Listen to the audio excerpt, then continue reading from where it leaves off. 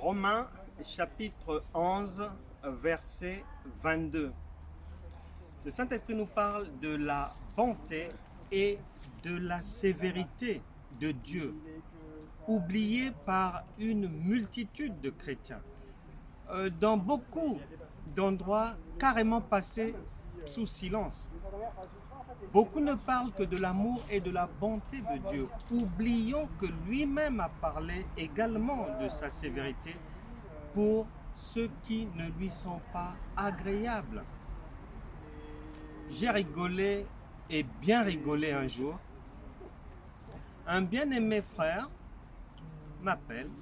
Nous nous retrouvons sur une terrasse et il me raconte son histoire. Son cœur battait.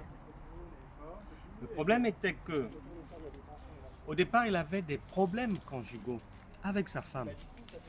Ça n'allait pas. Et lui, il n'avait jamais pu prévoir cela.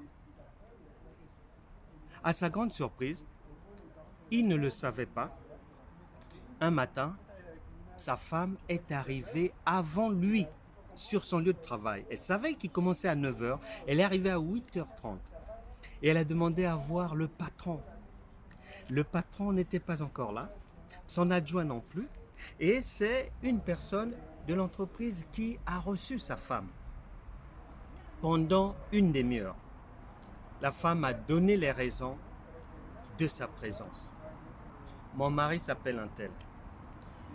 Cela fait plus de 20 ans qu'il travaille ici.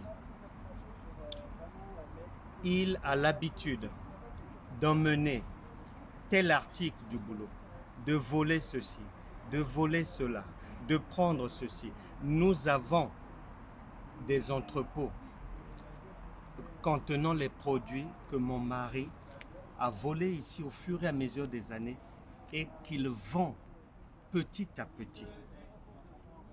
Le monsieur écoute, il prend bonne note et la femme lui demande de transmettre son message au directeur. 9h, le mari arrive au boulot. Directement, celui qui avait reçu sa femme le reçoit et lui dit tout. Il devra son secours du simple fait que celui qui avait reçu sa femme, lui-même aussi était un voleur sur son lieu de travail. Donc ils étaient en association. Il a dit à l'autre, attention, ta femme est venue ici, danger pour toi. Et il avait couru me rencontrer. Je lui ai simplement dit que c'est Dieu qui te demande maintenant d'arrêter. J'ignore si tu es dans le même cas de figure.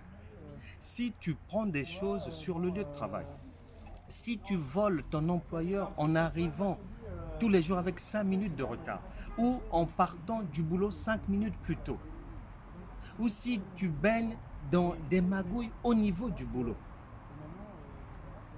c'est le temps d'y mettre fin avant que la sévérité de Dieu ne vienne à ta rencontre.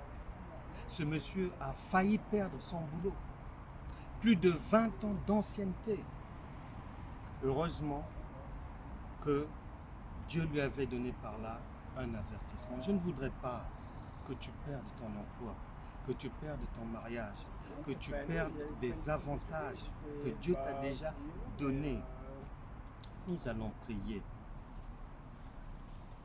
Seigneur, je te remets cette sœur, ce frère, qui a peut-être marché sur une mauvaise voie par ignorance. Tu as dit que dans les temps d'ignorance, Dieu pardonne. Saint-Esprit, nous sommes nombreux parmi les enfants de Dieu à classer les péchés. Petits, grands, très grands péchés. Or, chez toi, cette classification n'existe pas. Péché, c'est péché. Touche, visite ma soeur, visite ce frère. Au nom de Jésus, Saint-Esprit, délivre-le de toute difficulté. sur son lieu de travail, dans son ménage, dans ses affaires, liées à une mauvaise conduite de sa part, et que ta grâce l'accompagne désormais. C'était Romains chapitre 11, verset 22. Amen.